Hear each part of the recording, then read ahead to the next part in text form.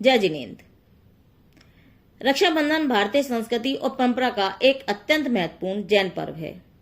रक्षाबंधन का इतिहास अति प्राचीन है और जैन धर्म में इसे वात्सल्य पर्व के नाम से भी जाना जाता है। जैन धर्म के 18वें तीर्थंकर श्री अरहनाथ भगवान के तीर्थ काल में मालवा देश में उज्जैनी नाम की नगरी थी। वहां के राजा श्री वर्मा थे और उनकी रानी का नाम श्रीमती था। उनके राज्य में सनातन धर्म पालक जैन धर्म के कट्टर शत्रु बलि, नमूची, बृहस्पति और प्रहलाद 4 प्रधान मंत्री थे। एक समय इस नगर में मोक्ष मार्ग प्रकाशक एकंपनाचार्य जैन मुनि अपने 700 शिष्यों सहित पधारे और नगर के बाहरी बगीचे में ठहर गए। ठहरने के पश्चात आचार्य को ज्ञात हुआ कि यहाँ के राजा के चारों ही मंत्री जैन धर्म के विद्वेषी और अभिमानी हैं। अतः गुरु ने सभी शिष्यों को बुलाकर आज्ञा दी कि जब राजा और मंत्री यहाँ आए तब मौन धारण करके समाधि लगाकर ध्यानारूढ़ हो जाना, क्योंकि राजा के मंत्री मिथ्यावी व अभिमानी हैं। अतः द्वेषवश विसंवाद करने से व्यर्थ झगड़ा होगा, जिससे अपने को हानि के सिवाय कुछ भी भला नहीं होगा। अतः किसी रंच मात्र भी बात नहीं करना। यह सुनकर सब शिष्यों ने मस्तु कहकर गुरु की आज्ञा स्वीकार की। लेकिन नगर में आहार के लिए चले जाने से शूरसागर मुनि ने यह आज्ञा नहीं पता थी। तब जब नगर के श्रावकों ने यह बात सुनी कि वन में दिगंबर जैन मुनि पधारे हैं, तब सब श्रावक अत्यंत उत्साह से मुनियों के दर्शनार्थ वन में जाने लगे। जब राजा ने यह दृश्य देखा तो मंत्रियों से पूछा, आज कौन सा पर्व है जो सबके सब अपनी अपनी उमंग में फूले हुए वन की ओर जा रहे हैं? मंत्रियों ने कहा, महाराज, वन में दिगंबर मुनि पधारे हैं, उनके दर्शन के लिए सब जा रहे हैं। यह सुनकर राजा ने भी वहां जाने की इच्छा प्रकट की। राजा की इच्छा जानकर एक मंत्री ने कहा कि दिगंबर जैन मुनि दर्शन करने योग्य नहीं है, ये अदर्शनीय कहे गए हैं। तब राजा ने कहा, देखने मात्र से ही पाप लग सकता है क्या? किसी ने कहा भी है, अमृत देखे अमर न होए, विष देखे से मरे न कोई। अर्थात अमृत देखने से कोई अमर नहीं होता और विष देखने से कोई मर नहीं जाता। अतः मैं मुनि दर्शन करने अवश्य जाऊंगा। यदि ये मुनि तुम्हें बुरे प्रतीत होते हैं तो तुम साथ मत चलना। ऐसे कहकर राजा मुनिराज के दर्शन के लिए चले गए। तो अगर राजा के साथ नहीं जाएंगे और राजा बुरा मान जाएंगे, ऐसी अनिच्छा पूर्वक मंत्री भी राजा के साथ चले गए। एक समय अवसर पाकर एक मंत्री ने कहा, राजन, देखिए ये मुनि कैसे पत्थर के खंभों की तरह बैठे हैं, न बोलते हैं न चालते हैं। इसका कारण यही है कि इनमें से किसी प्रकार की विद्या नहीं है। इसीलिए शास्त्रों में कहा भी है, विद्या विना पशु भी समाना, अर्थात विद्या बिन नर पशु सम सही, विद्या बिना मनुष्य पशु के समान है। इस प्रकार मुनियों की हंसी करते हुए वे चले जा रहे थे। जिन्होंने गुरु की आज्ञा नहीं सुनी थी और जो नगर में आहार करने गए हुए थे, उन शूरसागर मुनिराज को मंत्रियों ने नगर की तरफ से आते हुए देखा तो आपस में हंसकर देखते हुए बोले, अपने सामने एक तरुण बैल दौड़ता चला आ रहा है। मंत्रियों के ऐसे निंदा वचन को मुनिराज ने सुन लिया और मन में विचार किया, किन मंद अंधों को अपनी विद्वता का गर्व है, उसे मैं चूर्ण करूंगा। अतः मुनिराज ने कहा, इस प्रकार के असभ्य शब्दों का प्रयोग करने से क्या लाभ है? अगर तुम लोगों को अपनी विद्वता का गर्व है तो हमसे शास्त्रार्थ करो, तब तुम्हें विदित होगा कि बैल कौन है। यह सुनकर मंत्रियों को और भी अधिक आवेग आ गया और वे शास्त्रार्थ करने को तैयार हो गए। दोनों ओर से खूब वाद विवाद हुआ। मुनिराज की प्रबल युक्तों को देखकर मंत्रियों को मालूम हुआ कि इनसे शास्त्रार्थ करना कोई बच्चों का खेल नहीं है। एक ही मुनि ने अपने शास्त्रार्थ के बल से चारों मंत्रियों को पराजित कर दिया। सच ही है, एक ही सूर्य समस्त संसार तिमिर को नष्ट कर देता है। राजा भी मुनिराज की विद्वता को देखकर अवाक रह गए। पराजित होने से मंत्रियों को बहुत लज्जित होना पड़ा और वे कुछ जवाब न देकर नगर की ओर चल दिए। मुनि भी वन में चले गए और वहां जाकर आदि से अंत तक सब हाल गुरु को सुनाया। गुरु बोले, तुमने इन अभिमानियों के साथ वार्तालाप किया, यह बड़ा ही अनर्थ किया है। अब वे द्वेष कर अवश्य ही संग पर उपसर्ग करेंगे, जिससे महान अनर्थ होगा। इसलिए जहां वाद विवाद हुआ है उसी जगह जाओ और प्रमाद छोड़कर ध्यान लगाकर निशंक बैठ जाओ। गुरु की आज्ञा अनुसार सुरसागर मुनि वहीं जाकर ध्यान लगाकर बैठ गए। रात्रि को वे चारों मंत्री अपने अपमान का बदला लेने के लिए तलवार लेकर उसी स्थान पर आए और उक्त मुनि को ध्यान रूढ़ देखकर उन्हें बड़े ही घृणित क्रोध व अभिमान के शब्द कहे। उन्होंने कहा कि इसी ने हमारी बदनामी की है, अतः इसी को मारना चाहिए। अपने को दूसरों से क्या प्रयोजन, अतः सब मिलकर इसी को मारो और एक साथ ही मारो। ऐसा विचार करके वे एक साथ तलवार लेकर मारने को तैयार हो गए। वह नक्षदेव ने आकर उनको किलित कर दिया। उनसे कुछ भी नहीं हो सका। वे एक कदम भी आगे नहीं बढ़ सके और खंबे जैसे जहां के तहां खड़े रह गए। सवेरा होते ही जब राजा ने यह बात सुनी तब वे स्वयं वहां आए और मंत्रियों की दुर्दशा देख उनकी तीव्र निंदा की एवं मुनिराज की मुक्त कर्ण से प्रशंसा की और उन्हें नमस्कार किया। नगर के सब लोग मुनिराज की प्रशंसा करने लगे और मंत्रियों को धिक्कारने लगे। इतने में ही प्रकट होकर नक्षदेव ने कहा, ये चारों ही मंत्री हिंसक हैं, मुनिराज की हिंसा करने आए हैं, अतः मैंने इन्हें ज्यों का ही तो किलित कर दिया है। तब राजा क्रोध में आकर बोले, अब इनको शूली पर ही चढ़ा देना चाहिए, जिससे भविष्य में कोई कभी ऐसा काम नहीं करे। यह सुनकर मुनिराज बोले, इन्हें सूली पे नहीं चढ़ाया जाए। अगर इन्हें दंड देने की इच्छा ही है तो दूसरा ही उचित दंड दिया जाए। मुनिराज ने देव से भी कहा, तुम इन मंत्रियों को शीघ्र ही बंधन मुक्त करके यश के भागी बनो। मुनिराज की आज्ञा प्राप्त कर देव ने उन चारों मंत्रियों को तुरंत ही छोड़ दिया। राजा ने उसी समय 4 गधे मंगवाए एवं मंत्रियों के मुख काले कराकर उन्हें गधों पर बैठाकर सारे नगर में घुमवाया और ढोल बजाकर सारे नगर में घोषणा करवा दी कि जो कोई ऐसा काम करेगा उसे ऐसे ही देश से निकालने की सजा मिलेगी। यह कहकर अंत में राजा ने उन्हें देश निकालने का दंड दिया। देश की सीमा पार होने के बाद वे चारों मंत्री इधर उधर कई देशों में घूमते रहे और अंत में कुरु जांगल देश में हस्तनापुर नामक नगर में पहुंचे, जहां राजा पदम राय राज्य करते थे। पदम राय के पिता राजा महापदम, माता रानी लक्ष्मीवती थी। समय पाकर राजा महापदम को वैराग्य प्राप्त हुआ और राजा अपने ज्येष्ठ पुत्र पदम राय को राजभार सौंपकर तप करने वन में चले गए। छोटे पुत्र विष्णुकार ने भी पिता के साथ ही अविनाशी मोक्ष को प्राप्त कराने वाली जिन दीक्षा ले ली। बलि आदि चारों मंत्रियों ने किसी प्रकार से राजा पदम राय को प्रसन्न कर लिया। तब राजा ने बलि को मंत्री पद और अन्य तीनों को उनके योग्य काम सौंप दिया। राजा के यहाँ थोड़े दिन रहने के बाद चारों ने एक दिन राजा से पूछा, हे महाराज, आप दिन प्रतिदिन दुबले क्यों होते जा रहे हैं? आपके शरीर में क्या पीड़ा है? हमसे कहिए, उसका हम शीघ्र ही प्रतिकार करेंगे। दुनिया में ऐसा कोई काम नहीं जो हम नहीं कर सकें। तब मन में संकोच करते हुए राजा बोले, हमारे पिता चक्रवर्ती थे, हजारों देशों के राजा उनके सेवक थे। उनके दीक्षा लेने के बाद मैं राजा हुआ। हाल में कुमपुर नगर में एक सिंगवल नाम का राजा है। वह पहले तो हमारा सेवक था, परंतु अब वह हमारी आज्ञा नहीं मानता।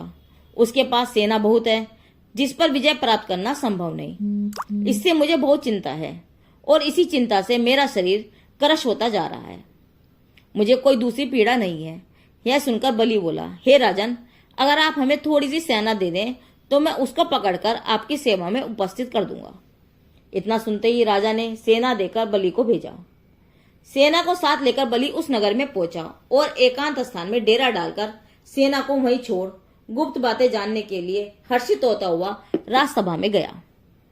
राजा को आशीर्वाद दिया कि धन्य हैं आप, जैसे राजा को आप चिरंजीवी हों। यह वचन सुनकर राजा ने बड़े आदर से उसे अपने पास बिठाया। राजा को अपने पास प्रसन्न जानकर बलि बोला, महाराज, मुझे आपसे कुछ बातें करनी है जो सबके सामने नहीं कही जा सकती। आप एकांत स्थान में चलें तो यह बातें कही जाएं।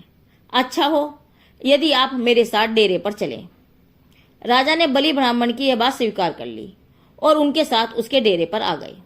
डेरे में पहुंचते ही बलि ने राजा को सख्त बंधन में बांध लिया और गुप्त रीति से राजा पदम राय के पास ले गया।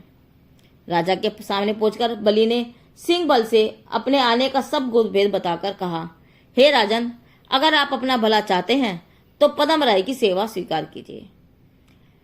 उनकी आज्ञा में चलिए, नहीं तो आपकी मानहानि होगी। यह देखकर राजा सिंहबल ने पदम राय की सेवा स्वीकार की। उसके पश्चात पद्म राय ने उसका खूब सत्कार कर उसे आनंद के साथ वहां से विदा किया। अब क्या था, बलि पर पद्म राय खूब प्रसन्न हुए और कहा, तुम्हारा उपकार मैं कभी नहीं भूल सकता, हमेशा तुम्हारा कृतज्ञ रहूंगा। अतः जो कुछ तुम मांगो वह मैं देने को तैयार हूं। बलि ने अपने ऊपर राजा को प्रसन्न देखकर कहा, हे नाथ, आप बड़े उदार पुरुष हैं जो मेरे जैसे तुच्छ मनुष्य का उपकार मानते हैं। यदि ऐसा ही है तो आप मेरा वरदान अभी अपने ही भंडार में रहने दीजिए, जब मुझे जरूरत होगी तब मांग लूंगा। अभी मुझे किसी प्रकार की इच्छा नहीं है, अतः जब तक कुछ आपकी सेवा हो सकेगी करूंगा। राजा ने भी उसकी बात सुनकर मस्तु कहकर स्वीकार कर ली और कहा, जब तुम्हारी इच्छा हो तब ले लेना। कुछ समय बाद कंपनाचार्य मुनि आदि 700 सदस्यों सहित हस्तिनापुर के वन में आए।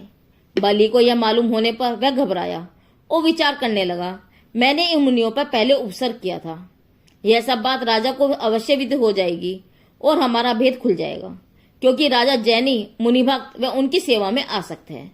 यह बात सुनकर हमारी मानहानि करेंगे और यहाँ से निकाल देंगे, इसलिए राजा के द्वारा दिया हुआ वरदान इस समय काम ले लें तो अच्छा हो। ऐसा विचार करके वह राजा के पास गया और प्रणाम करके उनसे वरदान मांगा। बलि ने कहा, हे राजन, स्वीकृत वरदान के उपलक्ष्य में मुझे केवल 7 दिन के लिए अपना राज्य दीजिए। राजा ने प्रसन्न होकर बलि की मांग स्वीकृत की और 7 दिन के लिए राज्य देकर स्वयं अपने महलों में रहने लगा। राजा होने के बाद बलि अब बिल्कुल निर्भय हो गया। वहां जहां वे अकंपनाचार्य ठहरे थे, उस समय उसने एक बड़ी भारी धूनी जलवाई और मुनियों के चारों तरफ कटिवार वृक्षों की बाड़ी बनाकर उनको उसके भीतर घेर लिया। उस धूनी का नाम उसने नरमेघ यज्ञ रखा, जो मुनियों के नाश के लिए प्रारंभ किया था। उस यज्ञ में उसने हड्डी, रोम, मांस, चमड़ा वगैरह का होम किया, जिससे वहां अत्यंत दुर्गंध फैल गई, जिससे मुनियों पर बड़ा उपसर्ग हुआ और उन्होंने विचार किया कि यह उपसर्ग टलने पर ही आहार लेंगे। इस विघन के टलने तक हमारे लिए सब अंजल का त्याग है। इस प्रकार से उन सब मुनियों ने संन्यास धारण किया। यह देखकर नगर के लोग अधीर हो गए और विचार करने लगे कि राजा से किस प्रकार कहें, क्योंकि अब राजा दुष्ट और अधर्मी बलि है। यह इन मुनियों पर रुष्ट होकर इनके नाश करने के लिए अधर्म कर रहा है। कहा भी है, मेघी बरसे तरने जरे, बाढ़ धान्य को खाए, भूप करे अन्याय तो न्याय कौन पर जाए। जब मेघों के बरसने से घास जल जाए, बाढ़ ही खेतों को खा जाए और राजा ही अन्याय करे, तो न्याय कराने के लिए किसके पास जाएं? अर्थात जब रक्षक ही भक्षक बन जाए तो किसकी शरण में जाएं? वह किससे इस अन्याय को दूर करने के प्रार्थना करें? ऐसा विचार कर अनिष्ट होते हुए को रोकने के लिए सब लोग खाना पीना छोड़कर बैठ गए और दृढ़ निश्चय कर लिया, जब मुनियों का उपसर्ग टलेगा तभी अंजल ग्रहण करेंगे, अन्यथा नहीं। जीवित जीव व मांस आदि के निक्षेप से अग्नि एकदम धधक उठी और खूब दुर्गंध हुई, जिससे आकाश भी काला पड़ने लगा। उस धुएं से मुनियों के गले रुंध गए और आंखें मिचमिचा गई और उनको अत्यंत दुख हुआ। इस प्रकार आधी रात बीत गई। उस समय मिथिलापुर नगर के वन में सागरचंद नाम के आचार्य तप कर रहे थे। उन्होंने श्रावण नक्षत्र को कंपित देखकर अपने अवधि ज्ञान द्वारा जाना कि कहीं दिगंबर मुनियों पर घोर कष्ट हो रहा है। अतः हाय कष्ट, इस प्रकार बोल उठे।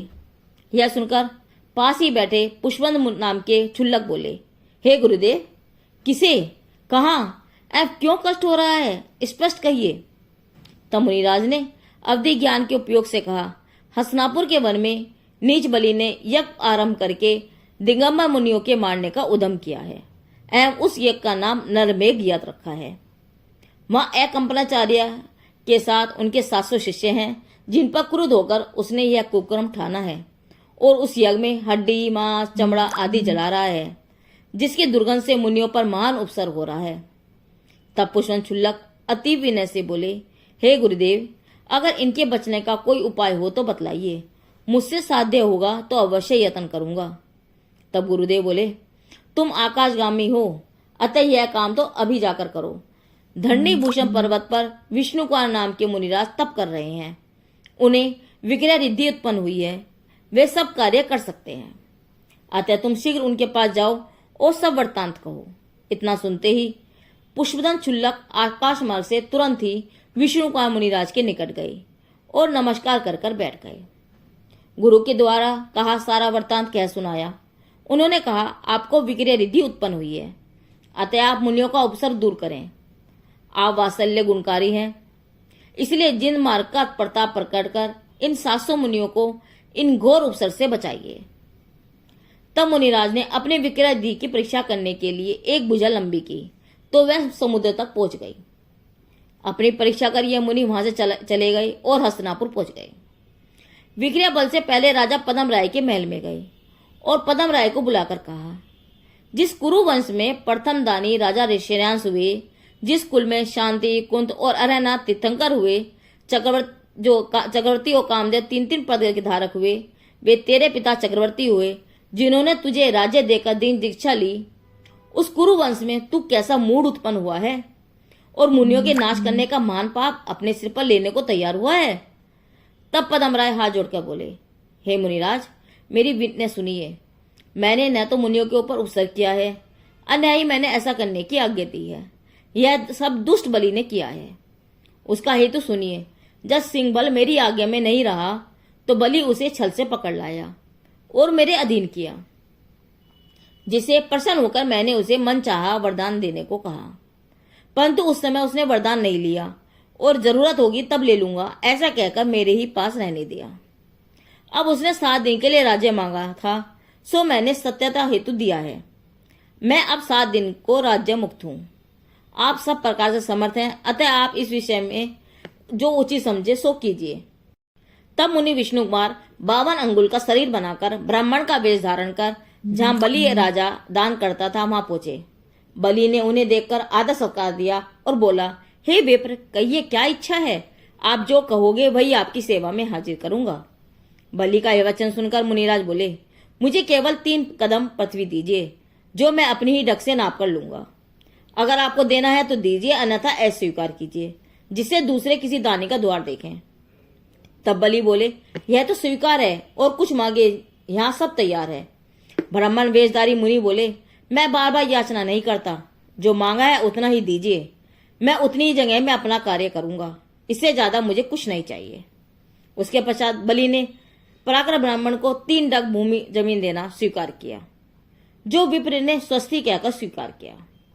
ब्राह्मण ने विक्रिया विधि से अपना शरीर बड़ा कर जमीन नापना शुरू किया, तो पहला डग समुएरु पर्वत पर और दूसरा मनुष्य पर्वत पर रखा। जब तीसरे डग के लिए जमीन नहीं रही तो बलि से बोले, एक डग पृथ्वी और दीजिए और स्थान बताइए जहां पर वह पृथ्वी है। तब बलि बोला, अब मेरे पास पृथ्वी नहीं है, अतः तीसरी डग मेरी पीठ पर रख दीजिए। इतना सुनते ही ब्राह्मण वेशधारी मुनि ने तीसरा डग बलि की पीठ पर रखा और बलि का शरीर थरथर कांपने लगा। देव और असुरों के आसान कांपमान हुए और अवधि ज्ञान से सब वृत्तांत जान नारद, सूर, असुर वहां आए और उन ब्राह्मण वेशधारी मुनि को नमस्कार करके बोले, हे करुणानिधि, अब बहुत हुआ, क्षमा कीजिए, क्षमा कीजिए। बलि राजा की पीठ पर रखा चरण हटाइए। इतना सुनते ही मुनिराज ने अपना असली रूप प्रकट किया, जिससे धन्य है, धन्य है शब्द निकलने लगे। उसी समय बलि ने यज्ञ बंद कर समस्त मुनियों का उपसर्ग दूर कर उनको उपसर्ग से मुक्त किया। राजा ने जब यह बात सुनी तो शीघ्र ही वहां आए तथा मुनिराज का स्तवन कर बार बार उन्हें नमस्कार किया और कहा, हे करुणानिधि, आज आपने धर्म रूपी जहाज को भव सागर में डूबने से बचाया है, अतः आप धन्य हो। उसके पश्चात सब श्रावक यह आनंददायक समाचार सुनकर यहाँ आए और मुनिराज की वैयावर्ती करने लगे।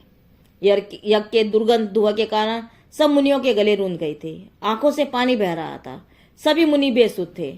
यह देखकर श्रावकों ने उनको सचेत करने के उपचार किए। सबके नेत्र और नाक जल से धोकर उनका उपचार किया। तब सभी मुनि चैतन्य को प्राप्त हुए। अब राजा ने कहा कि इस दुष्कृत्य के लिए बलि को ऐसा दंड देना चाहिए जिससे कोई कभी ऐसा पाप करने का साहस नहीं करेगा। यह सुनकर आचार्य बोले, हे राजन, इस बार क्षमा करें, क्योंकि कहा है कि दया धर्म का मूल है, अद्या अक्की खान, अर्थात दया ही धर्म की जड़ है और हिंसा तथा क्रोध पाप के कारण है। अतः आप कृपया करके इनके ऊपर क्षमा भाव धारण कीजिए, जिससे जो कर्म किया है उसका फल ये आप भोगेंगे। जैन धर्म अहिंसा में है। जो प्राणी धर्म की आड़ लेकर हिंसा करते हैं वे मूर्ख हैं एवं मरकर नरक जाते हैं। जो पापी मद मधु आदि का सेवन करते हैं, स्वयं रचित ग्रंथों में जिन्होंने अपना मतलब साधने के लिए युक्तियां दी हैं, जिन ग्रंथों में कहा भी है धर्म विषय जो हिंसा होई तामे पाप लगे ना कोई, अर्थात धर्म के निमित्त से जो हिंसा होती है उसमें किसी प्रकार का पाप नहीं लगता।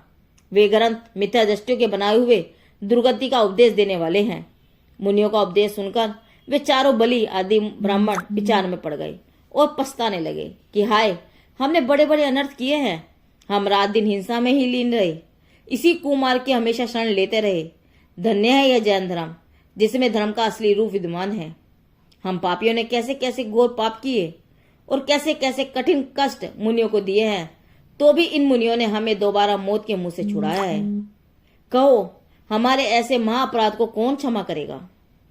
जब उनके देव सहायक हुए तब हमें स्वयं अपने महान कुकृत्य का खेद हुआ। हमारे जीते जी दुर्गति हो रही है तो मृत्यु के पश्चात कौन जाने कैसी और कहां दुर्गति होगी। अतः हम इस जगत में प्रत्यक्ष कुकर्म करने वाले हिंसा धर्म को छोड़कर जैन धर्म का आश्रय लेते हैं और इस मिथ्या धर्म का सर्वथा त्याग करते हैं। यह विचार कर बलि, नमुची, बृहस्पति और प्रहलाद चारों ब्राह्मण मुनिराज के पास आकर नमस्कार कर विनय से बोले कि हे दया सागर, हमें जैन धर्म स्वीकार है। अतः हम पापात्माओं को श्रावक के व्रत देकर जगत में इतना और यश प्राप्त कीजिए। यह सुनकर गुरुदेव ने उनको श्रावक के व्रत दिए, जो चारों ने ही भक्ति भाव से स्वीकार किए। जब सब साधु स्वास्थ्यचित हो गए तो नगर में आहार के लिए गए। श्रावकों ने मुनिराजों के गले रुद्ध जानकर अपने घर पर दूध, सेवैयां, खीर आदि देने के लिए तैयार कराए, जिससे मुनियों को आहार में किसी प्रकार का दुख व व्याधि उत्पन्न न हो। सभी ने अपने अपने घर पर मुनियों को अत्यंत हर्ष से आहार दान दिया। यह दिन श्रवण नक्षत्र व सावन सुदी पूर्णिमा का था। इस दिन को याद रखने हेतु सबने परस्पर प्रेम से बड़े भारी उत्साह के साथ हाथ में सूत के डोरे का चिन्ह बांधा और परस्पर में एक दूसरे की रक्षा करने का संकल्प लिया। तभी से यह सावन सुदी प्रतिमा का पवित्र दिन रक्षाबंधन पर्व के नाम से जाने जाने लगा। उसके पश्चात विष्णु मुनि ने गुरु के पास जाकर अपने इन दोषों की आलोचना की और छदोपस्तना पूर्वक महान तप किया। रक्षाबंधन का महत्व सावन पूर्णिमा के दिन विष्णु का मुनि द्वारा मुनियों की रक्षा की गई इस घटना के उपलक्ष्य में यह पर्व मनाया जाता है। रक्षाबंधन केवल रक्षा का पर्व नहीं है, यह प्रेम, स्नेह और करुणा का भी प्रतीक है। यह पर्व हमें सिखाता है कि बाहरी रक्षा के साथ साथ आंतरिक गुणों की रक्षा भी आवश्यक है। धन्यवाद। जय जिनेन्द्र। जिनदेव की वाणी आगम वाणी।